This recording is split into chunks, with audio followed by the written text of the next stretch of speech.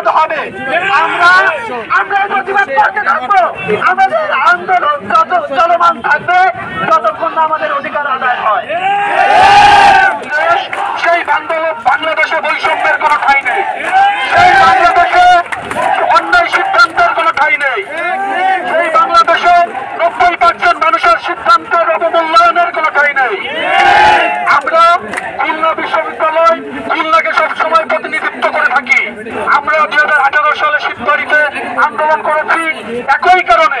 2018 সালের যে পরিপত্র সরকার দিয়েছিল, মহামান্য হাইকোর্ট সেই পরিপত্রকে অবৈধ ঘোষণা করেছে। আমরা খুলনা বিশ্ববিদ্যালয়ের শিক্ষার্থী খুলনার প্রতিনিধিত্ব করে এটা জানতে চাই, এই রায় কেন অবৈধ হবে না? এই রায় অবশ্যই অবৈধ হবে। এবং আমাদের বৈষম্য বিরোধী যে ছাত্র জোট হয়েছে সারা বাংলাদেশে, এই ছাত্র জোট অবশ্যই একটা অরাজনৈতিক জোট।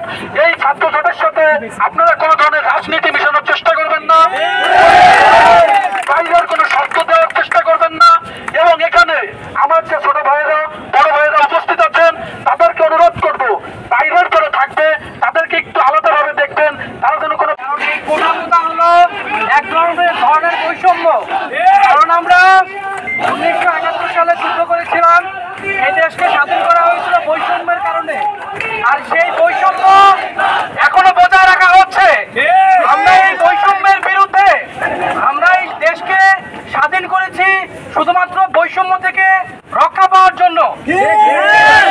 আর সেই বৈষম্য যখন বহাল থাকছে তখন আমরা চাই এই বৈষম্য নিপাত যাক, কোটা পোতা নিপাত যাক। শুধুমাত্র প্রতিবন্ধী কোটা ছাড়া আর যত কোটা আছে সব কোটা আমরা নিপাত যাক। আমরা ছাত্র সমাজ আজ রুখে দাঁড়িয়েছি। আমরা যতক্ষণ পর্যন্ত এই কোটা পোতা নিপাত যাবে না ততক্ষণ পর্যন্ত আমরা আন্দোলন চালিয়ে যাব।